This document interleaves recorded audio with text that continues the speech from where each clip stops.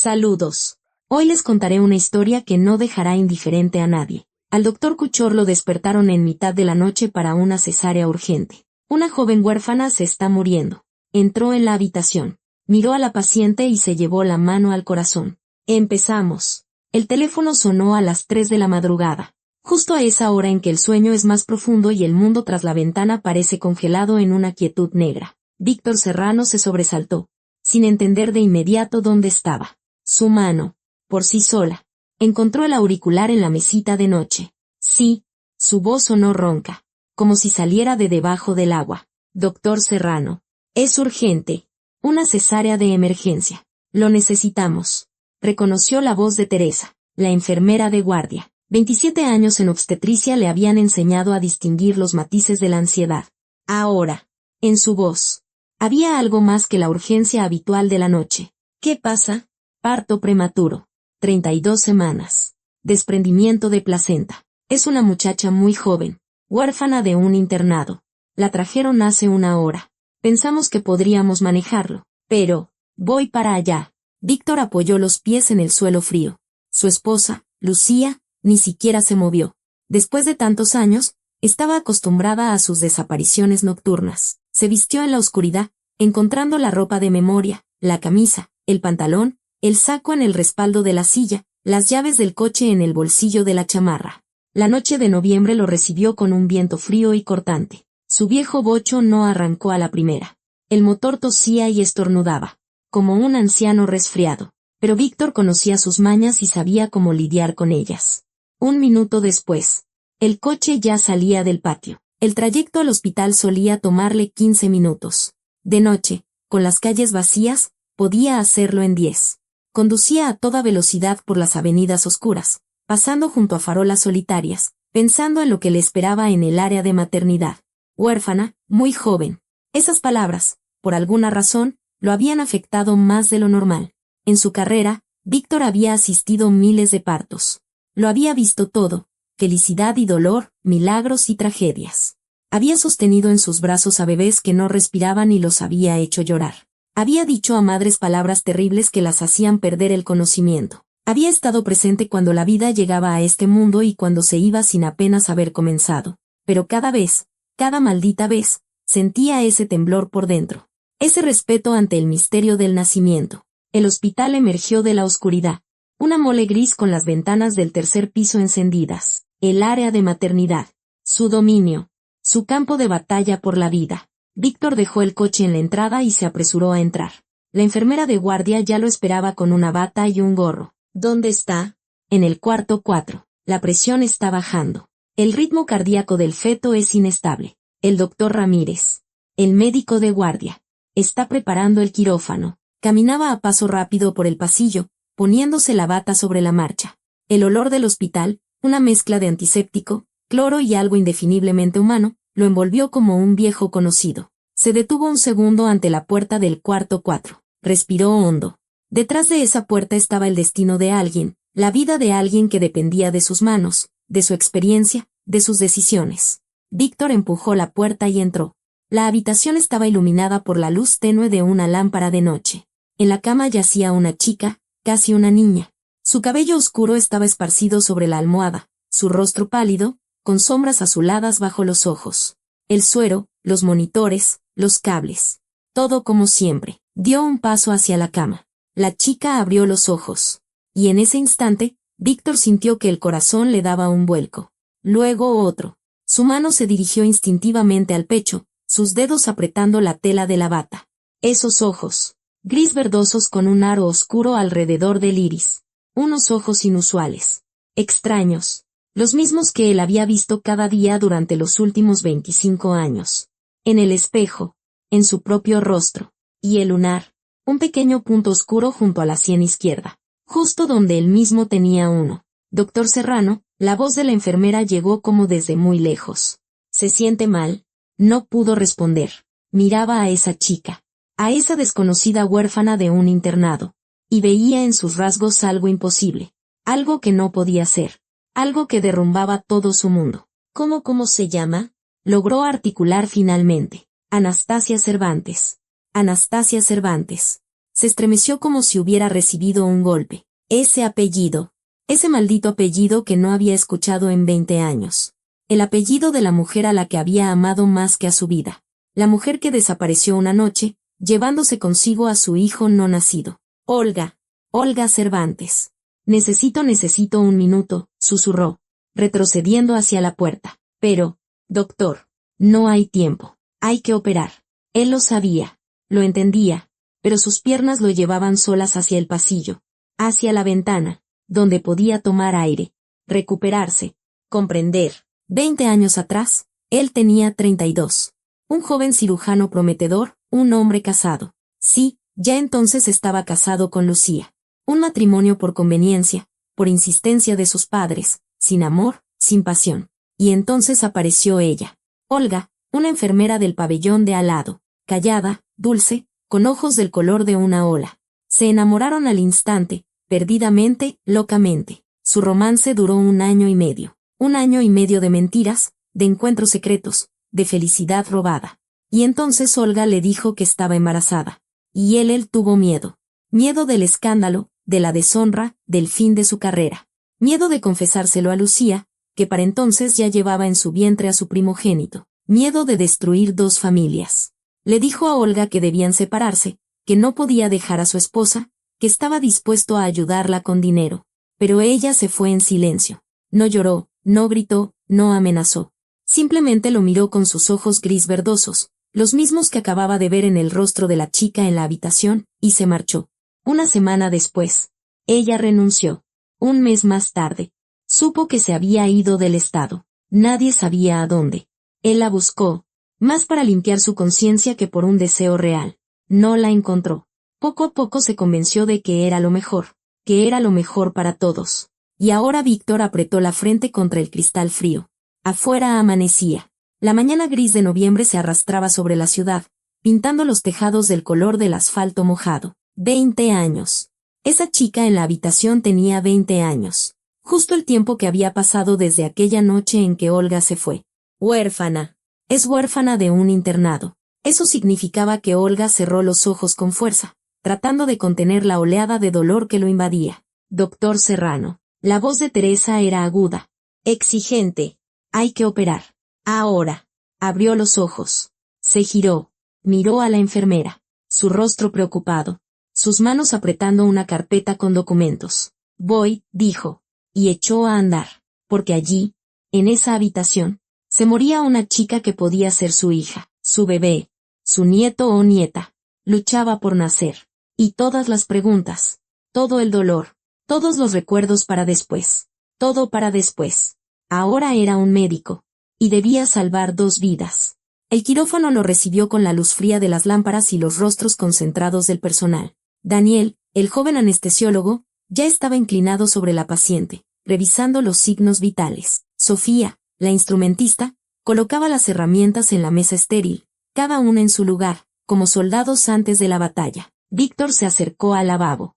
Sus manos se movían automáticamente. Cepillo, jabón, agua. 3 minutos. Exactamente 3 minutos para lavarse. En ese tiempo debía controlarse. Arrinconar todos sus pensamientos en un rincón de su mente. Convertirse en una máquina precisa. Infalible. Salvadora. ¿Presión? Preguntó sin volverse. 90/60. Y bajando, respondió Daniel. Pulso de 120. Ritmo cardíaco fetal de 80. Bradicardia. Mal. Muy mal. Tenían apenas unos minutos. Se acercó a la mesa de operaciones.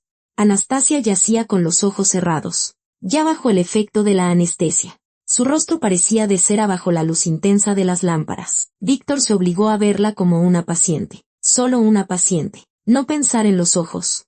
No pensar en el lunar. No pensar en Olga. Empezamos. Su voz sonó firme, segura. La voz de un cirujano que sabe lo que hace. El bisturí se acomodó en su mano con un movimiento familiar. El primer corte, preciso, medido. Los tejidos se separaron, abriendo el camino hacia el útero. Trabajaba rápido, pero sin prisas. Cada movimiento perfeccionado por años de práctica. A su lado, Sofía le pasaba los instrumentos, secaba la sangre, asistía en silencio y en perfecta sincronía, como lo habían hecho cientos de veces. El desprendimiento es mayor de lo que parecía en el ultrasonido, murmuró Víctor, evaluando la situación. La pérdida de sangre es considerable. Daniel, prepara una transfusión. Ya está lista. Llegó al útero. Otro corte. Y allí estaba. Un cuerpecito diminuto, cubierto de sangre y unto sebáceo. Prematuro, frágil, pero vivo. Levantó al bebé. Cortó el cordón umbilical. Silencio. El bebé no lloraba. Vamos, pequeño, susurró Víctor, despejando rápidamente sus vías respiratorias. Vamos, respira. Le dio la vuelta. Le dio unas palmaditas en la espalda. Nada. Piel azulada. Un cuerpo sin vida. Reanimación, ordenó, entregando al bebé al neonatólogo que ya estaba preparado. Él volvió a la madre. Anastasia estaba perdiendo sangre, mucha sangre. Debía detener la hemorragia, suturar, salvarla. Por el rabillo del ojo, veía como el neonatólogo trabajaba con el bebé, oía órdenes breves, el sonido de los aparatos, y esperaba ese único sonido que significaría la victoria. El llanto llegó después de 30 segundos interminables, un llanto fino, débil, Carol Real, el llanto de un ser humano recién nacido. Es niña, anunció el neonatólogo. Pesa alrededor de 1,5 kilos. Su estado es grave, pero estable. La llevo a cuidados intensivos. Una niña. Anastasia había tenido una niña. Su nieta. Víctor apretó los dientes y continuó su trabajo. Detener la hemorragia. Suturar. Salvar a la madre. La operación duró otros 40 minutos. Cuando la última sutura estuvo en su lugar, sintió que le temblaban las manos. Por primera vez en 27 años de práctica. La presión se está estabilizando, informó Daniel. Pulso de 90. La pérdida de sangre se ha compensado. Bien. Víctor se apartó de la mesa. Llévenla a recuperación. Observación 24 horas. Salió del quirófano. Se quitó los guantes. La mascarilla. Las manos todavía le temblaban. Las miró. Esas manos que acababan de sostener la vida y la muerte. Y no las reconoció. La sala de médicos estaba vacía. Se dejó caer en el sofá hundido y se cubrió el rostro con las manos. Los pensamientos que había reprimido durante la cirugía brotaron como un torrente. Olga había muerto, de lo contrario Anastasia no sería huérfana. Olga había muerto y él ni siquiera lo sabía. No la buscó de verdad, no intentó encontrarla. Simplemente la borró de su vida, como se borra una línea incómoda de un informe. Y ella crió a su hija sola, sin él, sin su ayuda, sin su apoyo. ¿Y murió cuándo? ¿Cómo? Dejando a la niña huérfana. Y esa niña creció en un internado, se embarazó, ¿de quién? ¿En qué circunstancias? Y terminó aquí, en su mesa de operaciones. ¿Casualidad? ¿Destino? ¿Una burla de los poderes superiores? La puerta rechinó. Víctor levantó la cabeza. En el umbral estaba Teresa con una carpeta en las manos. Doctor Serrano, su voz era cautelosa. Traje los documentos de la paciente. Usted pidió. Él no había pedido nada. Pero ella se había dado cuenta. Algo había pasado allí, en la habitación. Algo que lo había sacado de sus casillas. Gracias.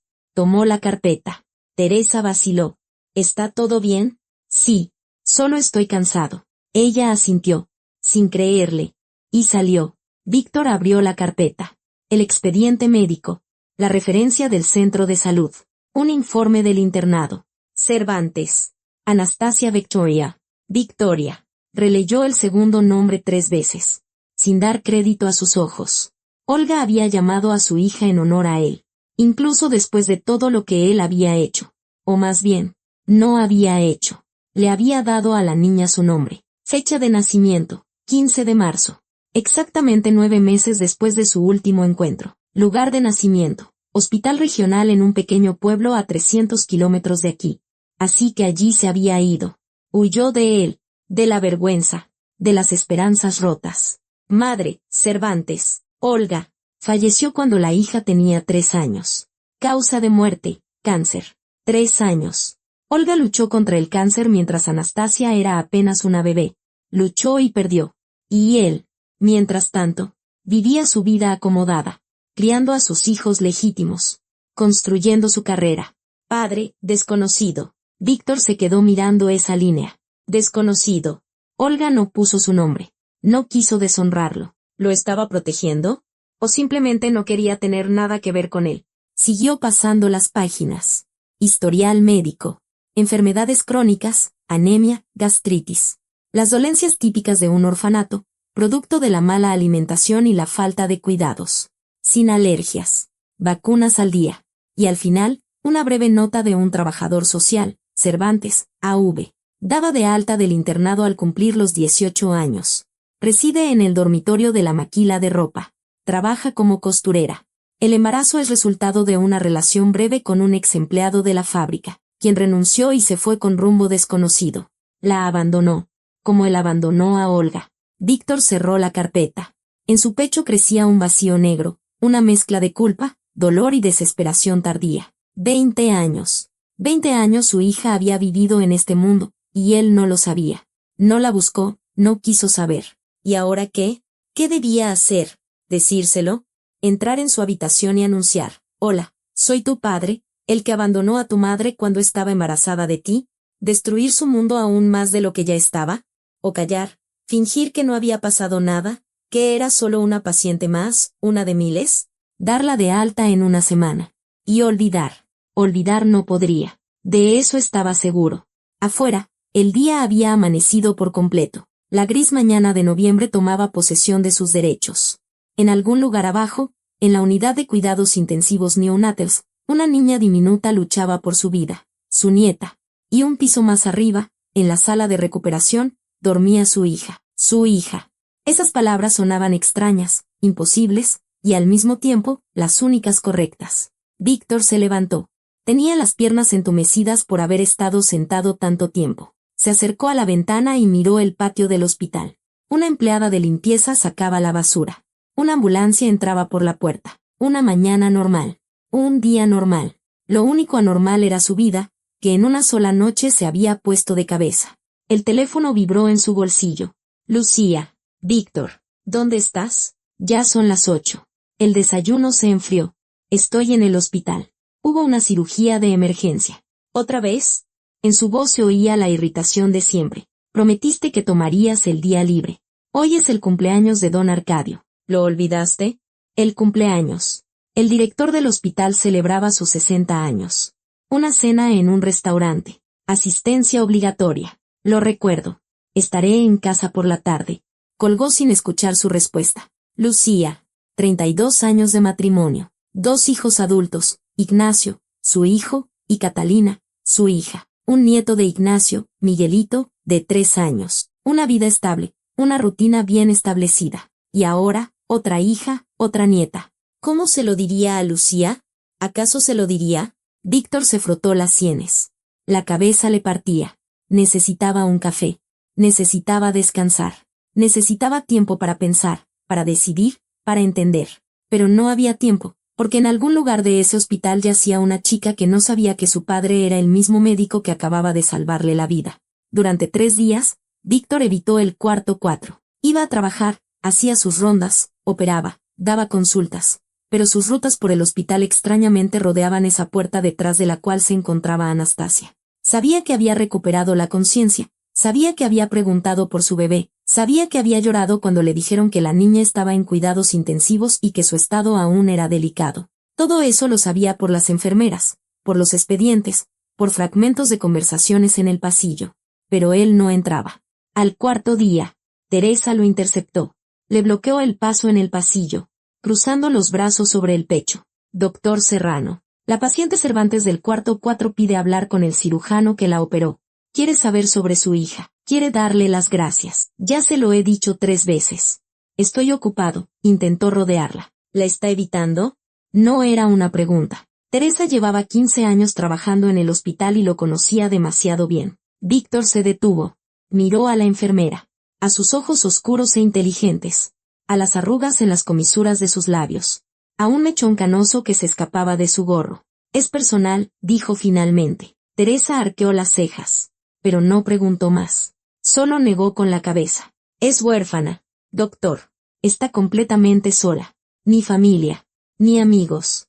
En 4 días no ha venido nadie a verla, ni una sola persona. Se la pasa acostada, mirando el techo, cuando no está llorando por su hija. Las palabras dieron justo en el blanco. Teresa no sospechaba cuán certeras eran. Está bien, logró decir. Iré a verla. La puerta del cuarto 4 se abrió con un suave crujido. Anastasia estaba sentada en la cama, con una almohada apoyada en la espalda. Giró la cabeza al oír el ruido. Y Víctor volvió a ver esos ojos. Sus ojos en un rostro ajeno. Hola. Su voz era débil, quebrada. ¿Usted es el médico que me operó? Sí. Se acercó a la cama, deteniéndose a una distancia segura. ¿Cómo se siente? Bien. Las suturas molestan un poco, pero es soportable. Se lamió los labios secos. Dígame, ¿mi hija cómo está? Su estado es estable. Es pequeña, pero está luchando. Los doctores están haciendo todo lo posible. Anastasia asintió. Un brillo de lágrimas apareció en sus ojos. Me dijeron que fue peligroso, que ambas pudimos, no terminó la frase. Pero no murieron. Víctor se sorprendió de la suavidad de su propia voz. Ambas están vivas. Eso es lo importante. Ella lo miraba con atención, estudiándolo, y de repente frunció el ceño. Disculpe, ¿pero no nos hemos visto antes? Su cara me resulta muy familiar. El corazón de Víctor se detuvo por un segundo. No lo creo. Desvió la mirada. Tengo una cara común. No, Anastasia negó con la cabeza. No es común. Sus ojos son inusuales. Mi mamá decía que yo tenía los ojos de mi papá. No recuerdo a mi papá. Pero, se interrumpió. Avergonzada. Disculpe. Estoy diciendo tonterías. Deben ser las medicinas. Víctor apretó los puños para ocultar el temblor.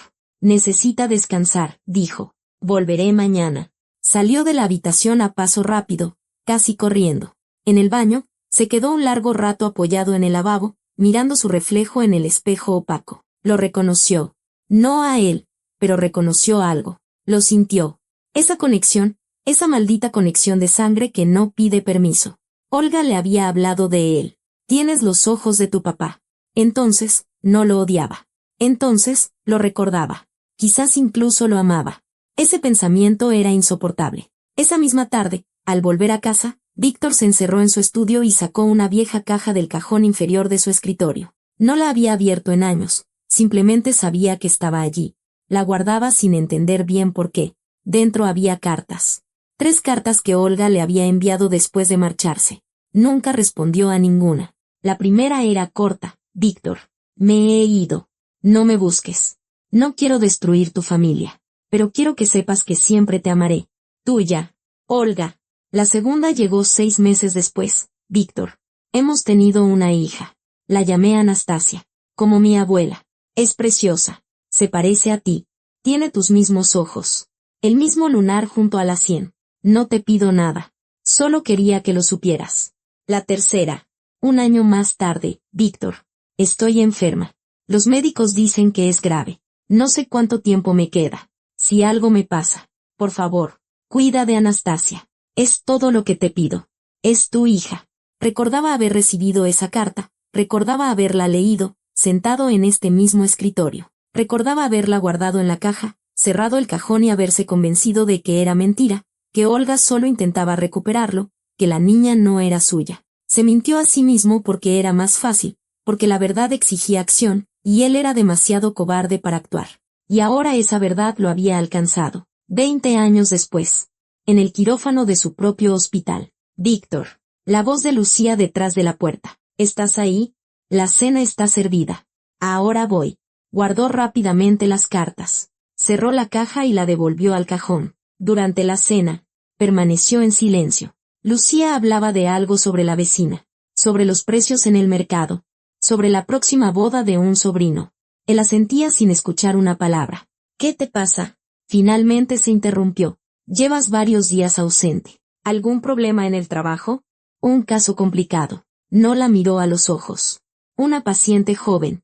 Un parto difícil. Pero si estás acostumbrado a eso. A esto no se acostumbra uno. Lucía se encogió de hombros y volvió a su historia sobre la vecina. Hacía mucho que había dejado de intentar entenderlo. Vivían juntos como vecinos en una vecindad. Cortésmente, sin peleas, sin intimidad. Por la noche, se quedó despierto, mirando el techo. A su lado, Lucía respiraba acompasadamente. Afuera, el viento soplaba y el viejo pirul del patio crujía. Pensaba en Anastasia, en sus ojos, en su voz, en cómo había dicho, mi mamá decía que yo tenía los ojos de mi papá. Pensaba en Olga, en cómo murió de cáncer, sabiendo que dejaba a su hija sola. en cómo esperó hasta el final que él llegara, la ayudara, se llevara a la niña. Y él no llegó. Ni siquiera respondió a las cartas. Qué canalla era, qué cobarde, qué. Víctor se giró de lado, cerró los ojos, pero el sueño no llegaba. En su lugar, acudían los recuerdos, vívidos, dolorosos como quemaduras. Olga con su uniforme blanco, sonriendo. Olga en sus brazos, susurrándole palabras de amor. Olga con lágrimas en los ojos, diciendo, estoy embarazada. Y él, su propio rostro, desfigurado por el miedo, pronunciando, no puedo dejar a mi esposa. Cobarde, cobarde, cobarde. Al día siguiente fue a ver a Anastasia de nuevo. Y al siguiente, y al siguiente. Le informaba sobre el estado de su hija. La niña estaba ganando peso, respiraba por sí misma. Los médicos eran cautelosamente optimistas. Le explicaba cómo cuidar a un bebé prematuro, a qué prestar atención, qué evitar. Y ella le hablaba de sí misma, de su infancia en el internado, sin quejarse, simplemente constatando hechos. De su madre, a quien apenas recordaba. De su trabajo en la maquila. Del novio que le prometió casarse y luego desapareció al saber del embarazo. No lo culpo, decía Anastasia, mirando por la ventana. Se asustó. La gente a menudo se asusta de la responsabilidad. Víctor sentía como esas palabras se clavaban en él como agujas. Ella no sabía que estaba hablando de su propio padre. Tampoco sabía que la historia se repetía con una precisión escalofriante. ¿Vendrá mañana?, preguntaba ella cada vez que él se iba. Vendré, respondía él. Y venía. Al 10º día, a Anastasia le permitieron levantarse. El propio Víctor la llevó a la unidad de cuidados intensivos neonatals, a través de largos pasillos, pasando puertas cerradas, entre olores de medicamentos y esperanza. Caminaba despacio, apoyándose en su brazo. Aún débil por la operación, pálida, con ojeras oscuras. Pero en sus ojos, ardía un fuego, el fuego maternal que él había visto miles de veces y que cada vez lo asombraba por su fuerza. Ahí está, dijo el neonatólogo, llevándolos hacia una incubadora. Una criatura diminuta yacía bajo la cúpula transparente, enredada en cables y tubos. Piel rosada, ojos cerrados, dedos del tamaño de una cabeza de cerillo. Anastasia apoyó la palma de la mano en el cristal de la incubadora. Las lágrimas corrían por sus mejillas. Pero sonreía. Hola, mi niña, susurró. Soy yo, tu mamá. Víctor retrocedió un paso. Tenía un nudo en la garganta. Su nieta. Esa pequeña criatura que luchaba por vivir en una caja de plástico. Su nieta. Su sangre. Su continuación. ¿Cómo la vas a llamar?, le preguntó cuando regresaban a la habitación. Anastasia se quedó en silencio, pensativa. Olga, dijo finalmente, en honor a mi mamá. Olguita. Víctor tropezó en el suelo liso. Anastasia lo miró con preocupación. ¿Se siente mal? No. Se recompuso. Es un buen nombre. Muy bonito. Olga. Por supuesto. ¿Cómo podría ser de otro modo? El destino continuaba su juego, cerrando círculos, entrelazando hilos, burlándose de él o dándole una oportunidad. Esa noche, Víctor no fue a casa. Se quedó en la sala de médicos, mirando por la ventana la ciudad que se dormía, y bebió coñac de una licorera que guardaba en el cajón de su escritorio para ocasiones especiales. Esta ocasión era especial, malditamente especial. La puerta se abrió sin llamar. En el umbral estaba su viejo amigo y colega, Bernardo Torres, el jefe de pediatría. Eran amigos desde hacía 30 años. Desde el internado. Bernardo lo sabía casi todo sobre él. Casi todo. Te ves fatal. Bernardo se acercó a la mesa. Tomó una segunda taza y se sirvió coñac. Cuéntame. No hay nada que contar. Víctor. Bernardo se sentó frente a él, mirándolo a los ojos. Te conozco. Algo pasó. Algo grave. Llevas 2 semanas raro. Las enfermeras andan cuchicheando. Víctor guardó silencio. Luego levantó la vista. ¿Te acuerdas de Olga Cervantes? Bernardo frunció el ceño, tratando de recordar. La enfermera. Esa con la que tú, se interrumpió. Hace 20 años. Sí. ¿Qué pasa con ella? Murió hace 17 años. Cáncer. Bernardo silbó. No lo sabía. Lo siento. Pero, ¿por qué ahora? Víctor se bebió el coñac de un trago. Le temblaban las manos. ¿Recuerdas a la paciente que operé hace 10 días? La cesárea de emergencia. La huérfana del internado. Bueno, es su hija. Nuestra hija. Mi hija. Bernardo. Silencio. Bernardo lo miraba con la boca entreabierta. ¿Estás seguro? Absolutamente. Los ojos. El lunar en la sien. Su segundo nombre es Victoria. Olga me escribió hace mucho. En aquel entonces. Me escribió que había tenido una hija. Que estaba enferma. Me pidió que cuidara de la niña y yo ni siquiera le respondí. Dios mío. Bernardo se frotó la cara con las manos. Víctor. ¿Qué demonios? ¿Por qué no se lo dijiste a nadie? ¿Por qué no la buscaste? Porque tuve miedo. La voz de Víctor se quebró en un grito. Porque era un cobarde. Porque me era más fácil fingir que no existía que destruir mi cómoda vida. Se levantó. Caminó por la habitación. Se detuvo junto a la ventana. La traicioné. Bernardo. Traicioné a Olga.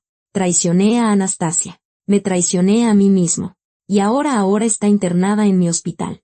En mi pabellón. Y no sabe que soy su padre. Que el hombre que le salvó la vida es el mismo que abandonó a su madre. Bernardo guardó silencio. Luego se levantó. Se acercó y le puso una mano en el hombro. ¿Se lo vas a decir? No lo sé. No sé. Bernardo. ¿Cómo puedo? ¿Cómo le digo la verdad? ¿Qué cambiará? ¿Me odiará? ¿O te perdonará? Víctor negó con la cabeza. Yo no me perdonaría. En su lugar. No lo haría. Se quedaron en silencio. Dos hombres ya no tan jóvenes. Mirando la ciudad nocturna. Abajo. La sirena de una ambulancia parpadeaba. La vida continuaba. Indiferente a los dramas humanos. A la mentira y la verdad. A las pérdidas y los hallazgos. ¿Sabes qué es lo peor? Dijo Víctor finalmente. Me he encariñado con ella en estos 10 días. Voy a verla todos los días, hablo con ella, la escucho. Es increíble, Bernardo. Fuerte, buena, luminosa, a pesar de todo lo que ha pasado. Y la miro y pienso, es mi hija, mi sangre. Y me perdí toda su vida. Bernardo le apretó el hombro. No puedes cambiar el pasado, pero puedes cambiar el futuro. ¿Cómo? Dile la verdad. O no se la digas. Pero quédate a su lado. Ayúdala. Ayuda a la bebé. Eres médico. Sabes lo importante que es el apoyo. El cuidado. No aceptará ayuda de un desconocido. Entonces deja de ser un desconocido. Víctor se giró. Miró a su amigo. ¿Me estás sugiriendo que? Te estoy sugiriendo que seas un hombre. Víctor. Al menos una vez en tu vida. Un hombre de verdad. Las palabras dolieron. Porque eran ciertas. Bernardo se fue cerca de la medianoche. Víctor se quedó en la sala de médicos. Incapaz de ir a casa. Pensó en lo que le había dicho su amigo. En el pasado y el futuro. En las decisiones que tomamos y en las que toman por nosotros. Al amanecer, tomó una decisión. No ahora, no de inmediato. Pero le diría la verdad a Anastasia. Cuando se recuperara, cuando la niña saliera de cuidados intensivos, cuando llegara el momento. Mientras tanto, estaría a su lado, la ayudaría, la cuidaría, como debería haberlo hecho durante esos 20 años. Por la mañana, entró en la habitación de Anastasia con una bolsa de fruta y ropa de bebé para Olguita. ¿Qué es esto? Lo miró sorprendida. Un regalo. Dejó la bolsa en la mesita. De mi parte. Para usted y para la pequeña. Pero, ¿por qué? Ya ha hecho tanto por mí. No es suficiente. Las palabras se le escaparon antes de que pudiera detenerlas. Anastasia lo miró con extrañeza. Vio cómo en su cabeza giraban las preguntas. ¿Por qué este médico se preocupa tanto por ella? ¿Por qué viene todos los días? ¿Por qué la mira como si fuera la persona más importante de su vida? Doctor Serrano, dijo lentamente. ¿Puedo preguntarle algo? Él se tensó. Sí. Mi madre se llamaba Olga Cervantes. Trabajaba como enfermera hace 20 años. ¿Usted la conoció? El mundo se detuvo. El tiempo se paró. Víctor miró a los ojos de su hija, sus propios ojos, y comprendió que el momento había llegado, antes de lo que había planeado, antes de estar preparado. Sí, dijo. La conocí. La palabra quedó suspendida en el aire entre ellos, pesada como una piedra. La conoció. La voz de Anastasia tembló. ¿Cómo? ¿Cómo la conoció? Víctor se sentó en la silla junto a su cama. Las piernas no lo sostenían. Miró sus manos. Las manos de un cirujano que había salvado miles de vidas. Y no supo qué hacer con ellas. Trabajábamos juntos, dijo finalmente. Hace mucho. Hace 20 años. Trabajaban juntos, repitió Anastasia. ¿Y eso es todo? Él levantó la cabeza. Sus miradas se encontraron. No, susurró. No es todo. Silencio. Afuera. Un cuervo graznaba. En el pasillo.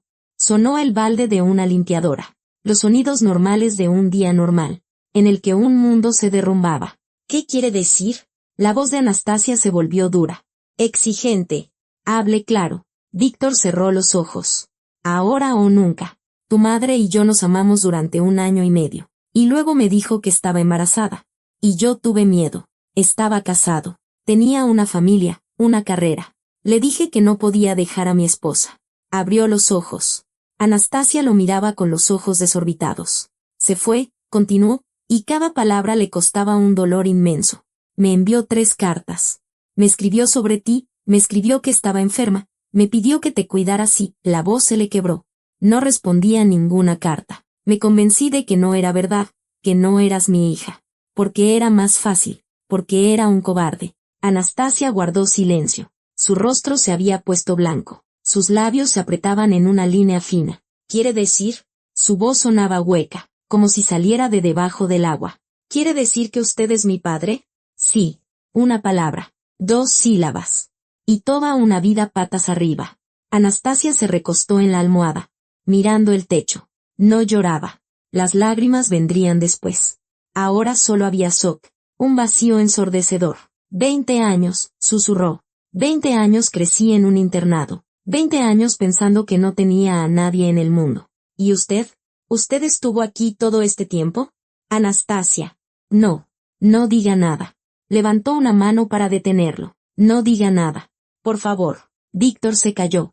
¿Qué podía decir? ¿Qué palabras podían reparar 20 años de traición?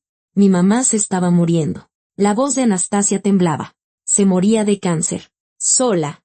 En una ciudad extraña. Con una bebé en brazos. Le escribió. Le pidió ayuda. ¿Y usted simplemente tiró sus cartas? No las tiré. Las guardé. Las 3. Oh. Eso lo cambia todo. Una risa amarga brotó de su pecho. Guardó las cartas. ¡Qué gesto tan noble! Él aceptó su ira en silencio. Se merecía cada palabra. Cada reproche. Cada golpe. ¿Sabe qué es lo más gracioso? Anastasia giró la cabeza. Lo miró. En sus ojos, ardía la furia. Toda mi vida soñé con encontrar a mi padre. Imaginaba cómo sería, cómo me abrazaría, me diría que me había estado buscando, que me quería. Y resulta que mi padre es un cobarde que abandonó a mi madre y durante 20 años fingió que yo no existía. No fingí. Yo simplemente. ¿Qué? ¿Qué simplemente? No encontró las palabras. Porque no había palabras. No había excusas. Solo estaba la verdad. Fea. Despiadada. Váyase, dijo Anastasia en voz baja. Por favor, váyase. Víctor se levantó. Sentía las piernas de algodón. Entiendo, dijo. Entiendo lo que sientes. Y no te pido perdón. Sé que no me lo merezco, pero quiero que sepas que estaré aquí. Si necesitas ayuda, cualquier ayuda, estaré aquí. Anastasia no respondió. Se giró hacia la pared. Él salió de la habitación, cerrando la puerta suavemente tras de sí. En el pasillo, se apoyó contra la pared y cerró los ojos. El corazón le martilleaba en la garganta, las manos le temblaban. Ya estaba. Había dicho la verdad. Y la verdad, como temía, resultó ser destructiva. Pero, curiosamente, junto con el dolor, sintió un alivio, como si la piedra que había llevado en el alma durante 20 años por fin hubiera caído. Pesada, afilada, cortante, pero había caído. Los días se arrastraron lentamente, como miel espesa. Víctor siguió trabajando, operando, dando consultas, haciendo sus rondas, pero evitaba el cuarto 4. Anastasia no quería verlo. Él lo entendía y lo aceptaba. Por las enfermeras se enteraba de cómo iban las cosas. Anastasia se estaba recuperando. Olguita ganaba peso. Una semana después, trasladaron a la bebé de cuidados intensivos al pabellón de prematuros. Era una victoria. Se alegraba de estas noticias desde la distancia, como un hombre que está detrás de un cristal observando una vida en la que no tiene cabida. En casa, todo seguía igual. Lucía refunfuñaba por nimiedades, preparaba la comida, veía la televisión. No se daba cuenta de que algo le pasaba a su marido. O se daba cuenta, pero no quería saber. Su matrimonio se había convertido desde hacía mucho en la coexistencia de 2 extraños bajo el mismo techo. Cómodo, familiar, seguro y absolutamente muerto. Al 12º día después de su conversación con Anastasia, ocurrió algo inesperado. Víctor estaba en la sala de médicos, llenando papeles, cuando la puerta se abrió. En el umbral estaba Anastasia. Estaba vestida, jeans, suéter, una chamarra en la mano. Le han dado el alta, comprendió él. Hoy era el alta. ¿Puedo?, preguntó ella. Claro. Se levantó. Le indicó una silla. Pasa. Ella entró, pero no se sentó. Se quedó de pie en medio de la habitación, apretando la chamarra como un escudo. Me voy, dijo. A Olguita la trasladan al hospital infantil. Estará allí un tiempo más en observación. Y yo necesito volver al trabajo. A la fábrica. Él asintió. Quería decirle, hizo una pausa, ordenando sus pensamientos. He pensado mucho estos días en usted, en mi mamá, en lo que pasó. Y he decidido algo. Anastasia lo miró a los ojos. Los mismos ojos gris verdosos con el aro oscuro. Solo que ahora no había furia en ellos. Había cansancio y algo más, algo parecido a una triste aceptación. No puedo perdonarlo, dijo. Por ahora. Quizás nunca pueda. Tragó saliva. Pero entiendo que usted también sufrió. A su manera. Y que confesarlo requirió valor. Víctor guardó silencio, temiendo romper ese frágil momento. Mi mamá lo quería, continuó Anastasia. Nunca habló mal de usted. Recuerdo. Yo era muy pequeña. Pero recuerdo como decía, tienes los ojos de tu papá. Unos ojos preciosos. Ella no le guardaba rencor. Era mejor que yo, susurró él. Mucho mejor. Sí. Anastasia asintió sin la menor duda. Lo era. Estaban de pie, uno frente al otro, padre e hija, extraños y familiares a la vez. 20 años se extendían entre ellos como un abismo.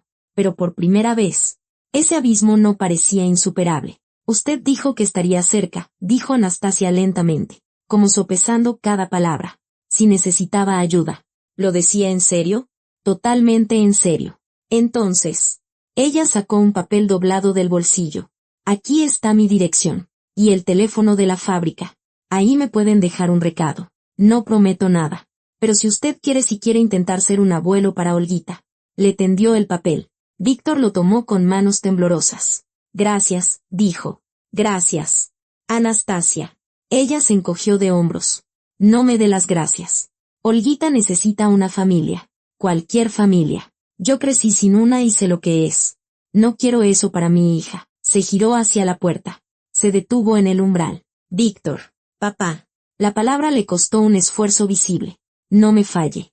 Una segunda vez no lo perdonaré. Y salió. Él se quedó con el papel en la mano, mirando la puerta cerrada. Tenía lágrimas en los ojos. Por primera vez en muchos años.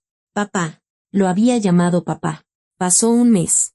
Diciembre cayó sobre la ciudad con nevadas y atardeceres tempranos. Las calles se hundían en la nieve.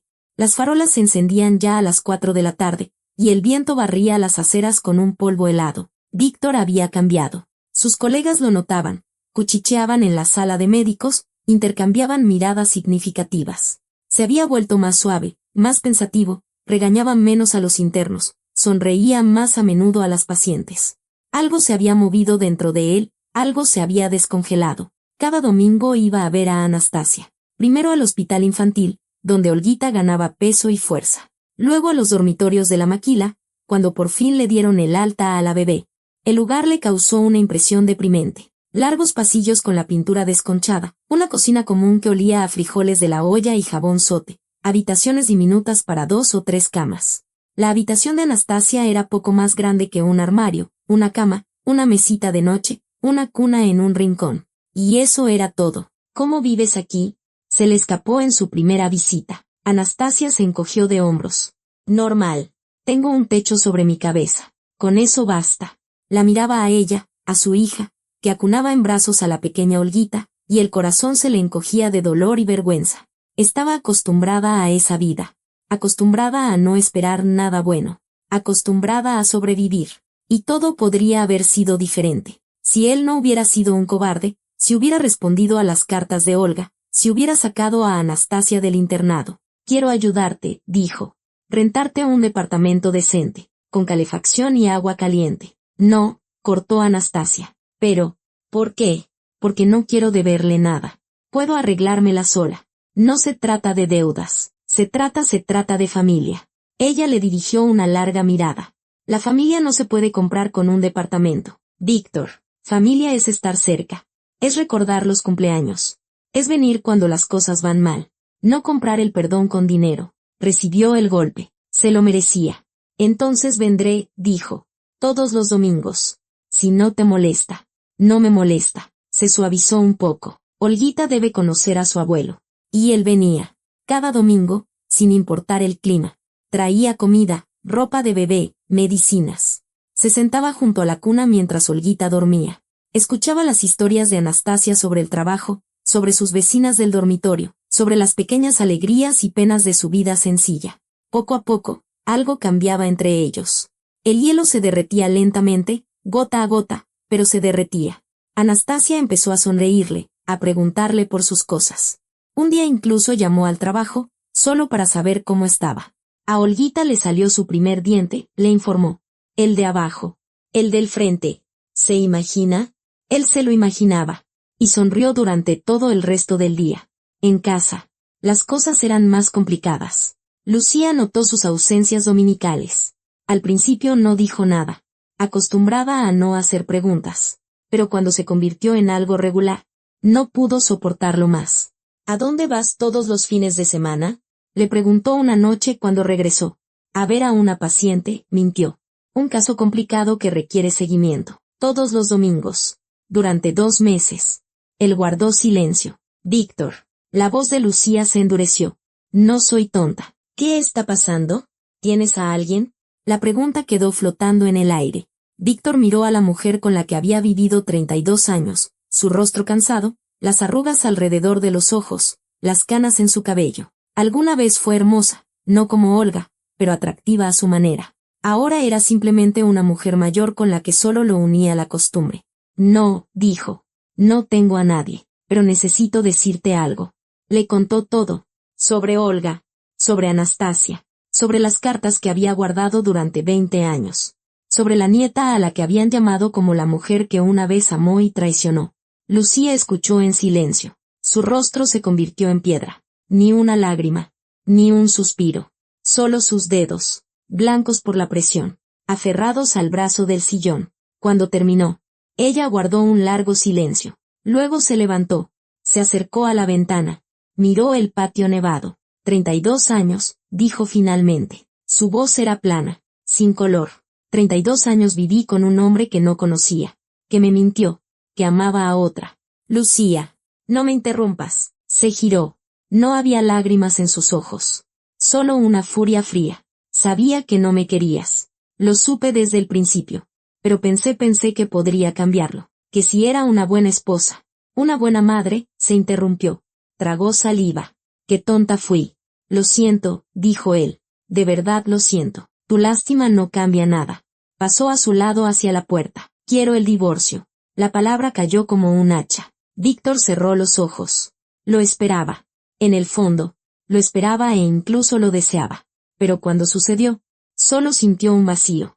Un vacío enorme y resonante. Está bien, dijo. Si eso es lo que quieres. Lo quiero. Lucía rió amargamente. Quería una familia normal. Un esposo que me quisiera. Hijos que no crecieran en una casa donde sus padres apenas se hablan. Pero no obtuve eso. Así que sí, Víctor, quiero el divorcio. Quiero vivir al menos el resto de mi vida con honestidad. Salió de la habitación. Sus pasos resonaron en el pasillo.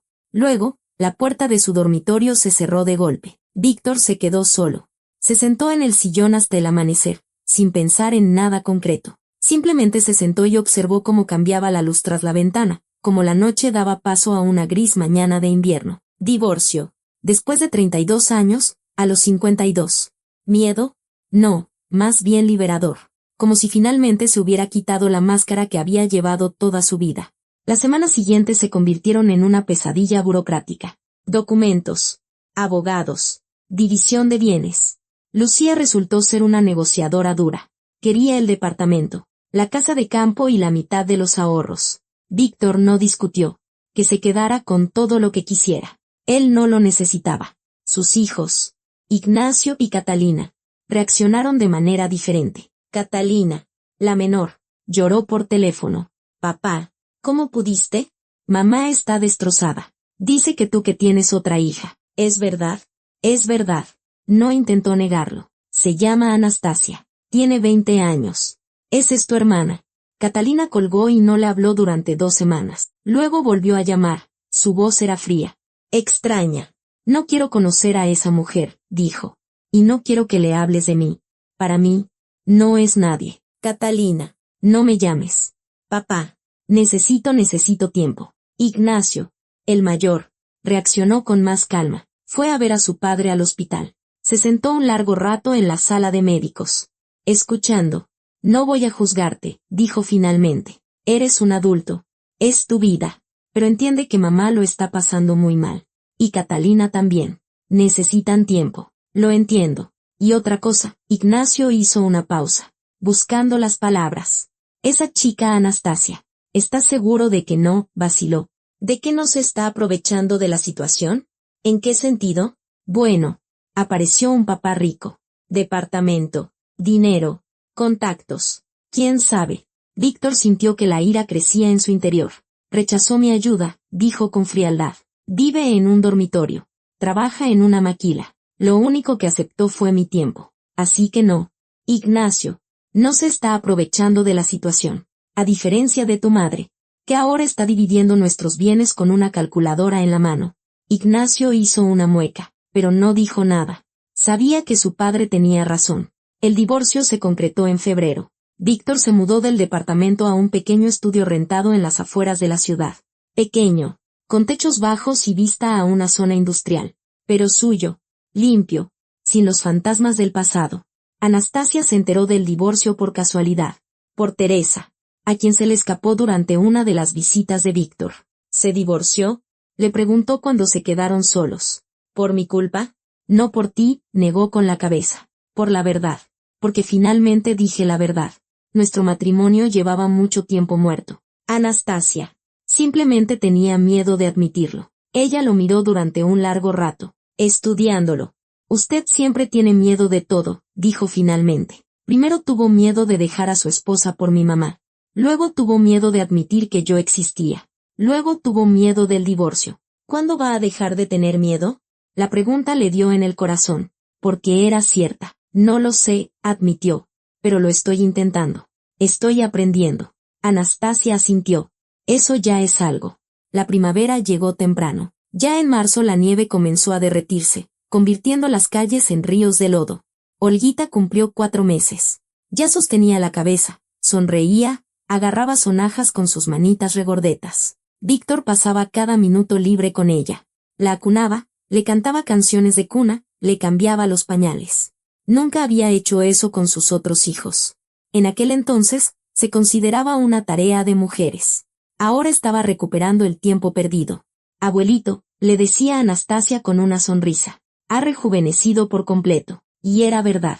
Se sentía vivo por primera vez en muchos años. Tenía un propósito. Un sentido. Tenía una familia. Aunque pequeña, aunque herida por el pasado, pero real. En abril, sucedió algo que no esperaba. Anastasia lo llamó al trabajo. Su voz era extraña, tensa. Víctor, ¿puede venir hoy? Es importante. Llegó en una hora, cancelando todas sus consultas. El corazón le latía con fuerza. ¿Qué había pasado? ¿Olguita se había enfermado? Anastasia. Pero cuando entró en la habitación, ambas estaban bien. Anastasia estaba sentada en la cama, y frente a ella, en la única silla, estaba sentado un hombre joven, alto, de cabello oscuro, con un rostro afilado y nervioso. Se giró al oír la puerta, y Víctor vio sus ojos. Inquietos, culpables. Es Pablo, dijo Anastasia. Su voz era firme, pero con un filo de acero. El padre de Olguita. Víctor se quedó paralizado en el umbral. Pablo. El mismo Pablo que había abandonado a Anastasia embarazada y había huido con rumbo desconocido. Regresó, continuó Anastasia. Dice que quiere participar en la vida de su hija. Dice que ha cambiado. Miró a Víctor. Y en su mirada leyó una pregunta. Una petición silenciosa de ayuda. De consejo. Se dirigía a él como a un padre. Víctor entró en la habitación y cerró la puerta tras de sí. Bueno, dijo, mirando a Pablo. Cuéntanos. La historia resultó ser trivial. Pablo trabajaba en la fábrica como supervisor. Tuvo un romance con la joven costurera huérfana. La cortejó. Le prometió matrimonio. Cuando ella quedó embarazada, se asustó. Entré en pánico, dijo, sin levantar la vista. No tenía dinero, ni un trabajo decente. Pensé que no podría, que era mejor irme que arruinarlo todo. Y simplemente desapareciste. La voz de Víctor era fría. Dejaste a una chica embarazada sola, sin dinero, sin ayuda, sin apoyo. Lo sé, fui un canalla, pero he cambiado, lo juro. Ahora trabajo en otra ciudad, buen sueldo. Estoy dispuesto a ayudar, a pagar la pensión, a ver a mi hija. ¿Y qué hay de Anastasia?, preguntó Víctor. ¿Quieres volver con ella o solo con la niña? Pablo vaciló. Y ese silencio lo dijo todo. Entendido. Víctor asintió. Así que necesitas a la niña, pero a la madre no. No es así. Es que Anastasia y yo es complicado. No hay nada complicado. Anastasia se levantó. ¿Quieres ser un papá de domingo? Venir una vez al mes. Jugar con Olguita. Sentirte un buen hombre y luego volver a tu vida. ¿Tengo razón? Pablo guardó silencio. Tengo razón. Anastasia sonrió amargamente. Sabes, Pablo, ya te perdoné hace mucho, pero perdonar no es olvidar. Y no es confiar. Anastasia, solo pido una oportunidad. ¿Una oportunidad? Lo interrumpió. ¿Y qué oportunidad me diste a mí cuando estaba en el hospital? ¿Casi muriendo? Cuando Olguita nació prematura y los médicos no sabían si sobreviviría. ¿Dónde estabas entonces? Pablo bajó la cabeza. El silencio se apoderó de la habitación. Olguita dormía en su cuna, ajena al drama que se desarrollaba a su alrededor. Víctor miró a ese joven, a ese muchacho que tanto le recordaba a él mismo 20 años atrás. El mismo miedo, la misma cobardía, la misma incapacidad para asumir la responsabilidad.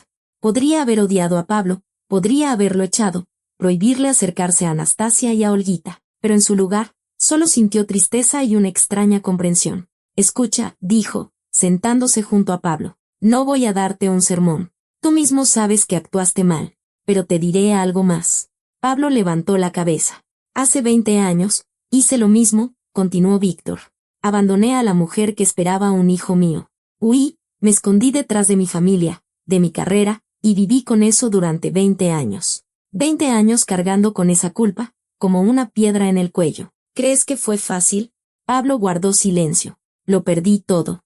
La voz de Víctor se volvió un susurro. A la mujer que amaba, a la hija que no conocí. 20 años de su vida. Sus primeros pasos, sus primeras palabras, su primer día de clases, su primer amor. Todo eso pasó sin mí. ¿Y sabes qué? Ningún dinero, ninguna carrera vale eso. Nada lo vale. Se levantó. Se acercó a la cuna y miró a la durmiente Olguita. Tú tienes una oportunidad que yo no tuve, dijo, sin volverse. Tu hija todavía es una bebé. Puedes estar a su lado desde el principio, verla crecer, ser un padre de verdad, no un fantasma del pasado. Se giró y miró a Pablo a los ojos. Pero si vuelves a huir, si le causas a Anastasia y a Olguita más dolor, te encontraré. Y la conversación será muy diferente. ¿Entendido? Pablo tragó saliva. Entendido. Bien. Víctor asintió. Ahora vete. Tú y Anastasia necesitan tiempo para pensar. Ella tomará la decisión sola, sin presiones. Pablo se levantó, asintió torpemente a Anastasia y salió. Sus pasos resonaron en el pasillo del dormitorio. Luego, la puerta principal se cerró de golpe. Anastasia estaba de pie junto a la ventana, mirando a la calle. Víctor se acercó y se puso a su lado. Gracias, dijo ella en voz baja, por no echarlo. Y por lo que dijo, dije la verdad. Lo sé. Se giró hacia él. Y precisamente por eso. Gracias. Estaban uno al lado del otro, padre e hija, dos personas que se habían encontrado tan tarde. Afuera, el sol se ponía, bañando la habitación con una luz dorada. Olguita se despertó y gimoteó. Anastasia se acercó a la cuna y la tomó en brazos. ¿Sabe? Dijo, acunando a su hija. Mi mamá siempre decía que usted era un buen hombre, que simplemente se había asustado. Yo no le creía. Pensaba que solo no quería decir la verdad. Y ahora, Anastasia sonrió. Ahora creo que tenía razón. Usted es un buen hombre, Víctor. Solo que a veces los buenos hombres hacen cosas malas. Sintió que las lágrimas asomaban a sus ojos. Se giró para que ella no lo viera. Puedes llamarme papá, dijo con voz ronca. Si quieres. Quiero, respondió ella simplemente. Papá. Esa palabra, tan simple, tan común, fue el regalo más valioso que había recibido en su vida. El verano resultó ser caluroso y bochornoso. La ciudad se derretía bajo un sol implacable, el asfalto se ablandaba y en los parques, tanto perros como personas buscaban la sombra. Olguita cumplió 8 meses. Ya gateaba, balbuceaba algo en su lengua de bebé y extendía sus manitas hacia cualquiera que se acercara a su cuna. Víctor tomó vacaciones por primera vez en 15 años. Sus colegas no podían creerlo. Serrano, que no descansó ni después del infarto del director, cuando tuvo que trabajar por 2. Serrano, que iba al hospital con 39 de fiebre. Ese Serrano se tomaba vacaciones. Asuntos familiares, le explicó brevemente a Bernardo. Su amigo asintió comprensivamente. Era el único que conocía toda la historia y el único que no juzgaba. Haces bien, dijo Bernardo. Ya era hora. Vete. Descansa. El hospital no se va a caer. Víctor rentó una casa de campo a las afueras de la ciudad, una pequeña cabaña cerca del lago, con un jardín y un viejo aguacate en el patio. Llevó allí a Anastasia y a Olguita. Los primeros días se acostumbraron el uno al otro, no como médico y paciente, no como extraños unidos por la sangre, sino como una verdadera familia. Por la mañana, Víctor se levantaba temprano, preparaba la papilla para Olguita, hacía té. Anastasia bajaba a desayunar, somnolienta, con el pelo revuelto, y él se asombraba cada vez de lo mucho que se parecía a Olga. Los mismos movimientos, la misma manera de entrecerrar los ojos ante el sol, la misma risa suave. ¿Otra vez no durmió?, le preguntaba ella, notando las ojeras bajo sus ojos. La edad, bromeaba él. Los viejos no necesitan dormir mucho.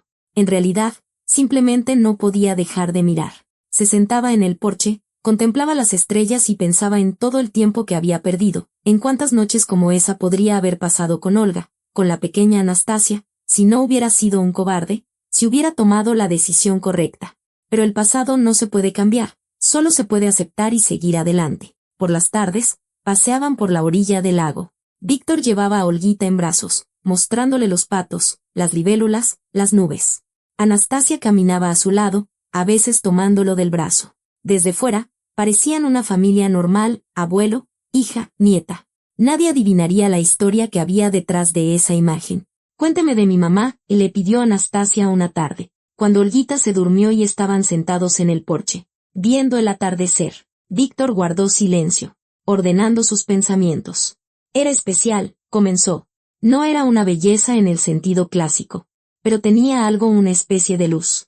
Entraba en una habitación y todo se volvía más cálido. Sonreía y te daban ganas de sonreír también. Casi no la recuerdo. Anastasia miraba el lago. Solo su olor. Olía a manzanilla y a algo dulce. Y su voz. Recuerdo que era grave. Suave. Me cantaba canciones de cuna. Cantaba muy bien, asintió Víctor. En el hospital actuaba en todas las fiestas. Tenía una gran voz. Se calló, tragando el nudo que tenía en la garganta. ¿La quería? No era una pregunta. Sí, la quería, de verdad. La primera y única vez en mi vida. Entonces, ¿por qué? La pregunta que la había atormentado durante 20 años. La pregunta para la que no había una buena respuesta. Porque fui débil, dijo Víctor. Porque tuve miedo. Porque elegí el camino fácil en lugar del correcto. No me estoy justificando. Anastasia. Solo te estoy explicando. Ella guardó un largo silencio. Luego dijo. Mi mamá nunca habló mal de usted. Ni siquiera cuando estaba muy mal. Ni siquiera cuando ya sabía que se estaba muriendo. Decía, tu papá es un buen hombre. Solo que se perdió. ¿Perdido? Qué palabra tan precisa. Realmente se había perdido en sus miedos. En sus mentiras. En su vida cómoda. Se perdió durante 20 años. Era más sabia que yo, susurró él. Mucho más sabia. A finales de julio, llegó Pablo. Llamó antes. Pidió permiso. Anastasia lo pensó mucho y luego aceptó. Víctor quiso oponerse, pero se contuvo. Era su decisión. Su vida. Pablo llegó en un coche viejo. Trajo juguetes para Olguita y flores para Anastasia. Se veía diferente a la última vez. Más tranquilo. Más seguro. Algo en él había cambiado. He pensado mucho, dijo cuando se quedaron los 4 en el porche. En lo que usted dijo, doctor Serrano. En que perdió 20 años. Yo no quiero eso. No quiero despertarme a los 50 y darme cuenta de que me perdí la vida de mi propia hija. Palabras bonitas. Anastasia lo miraba sin sonreír. ¿Y qué hay detrás de ellas? Renuncié a ese trabajo. Encontré un puesto aquí. En la ciudad. Renté un departamento. Quiero estar cerca.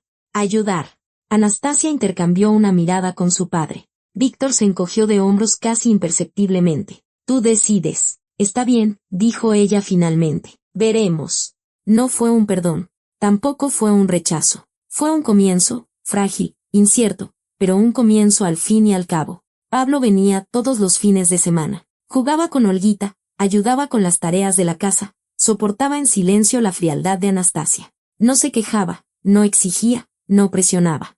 Simplemente estaba ahí, día tras día, semana tras semana. Víctor lo observaba con cautelosa aprobación. Quizás ese muchacho realmente había cambiado. Quizás tendría la fuerza para no repetir su error, el error de Víctor Serrano.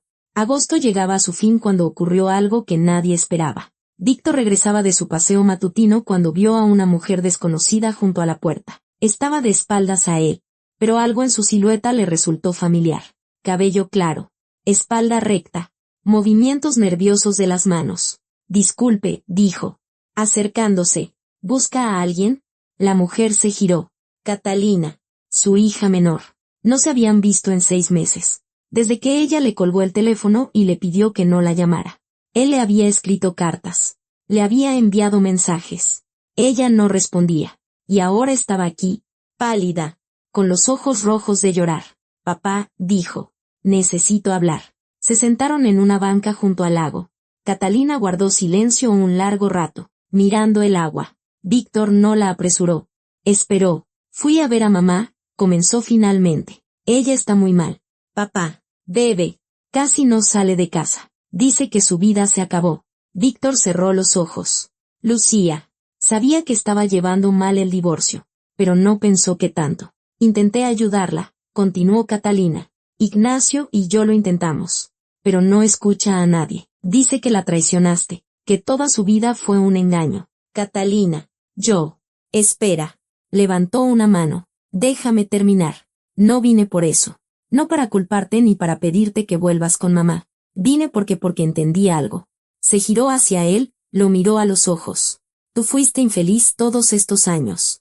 Recuerdo cómo te sentabas en la cocina por las noches, mirando por la ventana. Recuerdo cómo tú y mamá casi no se hablaban. Recuerdo ese silencio en la casa, muerto, opresivo. Pensaba que así tenía que ser, que todas las familias eran así. No todas, dijo él en voz baja. Lo sé. Ahora lo sé. Suspiró. Mi esposo y yo nos estamos divorciando. Papá. Ignacio aún no lo sabe. No se lo he dicho a nadie, pero ya no puedo más. No puedo vivir en un matrimonio donde no hay amor. No puedo repetir su error. El tuyo y el de mamá. Víctor le tomó la mano. Ella no la apartó. Por primera vez en 6 meses. Lo siento, dijo. Siento que te hayamos dado ese ejemplo. Que crecieras pensando que el matrimonio es soportar y callar. No es tu culpa. O al menos, no solo tuya. Catalina sonrió débilmente. Yo misma elegí a Andrés. Yo misma decidí casarme con él, aunque no lo amaba, porque era lo correcto, porque todos lo esperaban. ¿Y ahora qué? Ahora, se encogió de hombros. Ahora empiezo de nuevo, como tú. Se quedaron sentados uno al lado del otro, mirando el lago. El sol se inclinaba hacia el horizonte, tiñendo el agua de tonos dorados y rosados. Papá, dijo Catalina después de un largo silencio. Quiero conocerla. Ah, Anastasia. Víctor se giró hacia su hija, sin poder creer lo que oía. ¿Estás segura? Sí. Es mi hermana, aunque no sea de madre.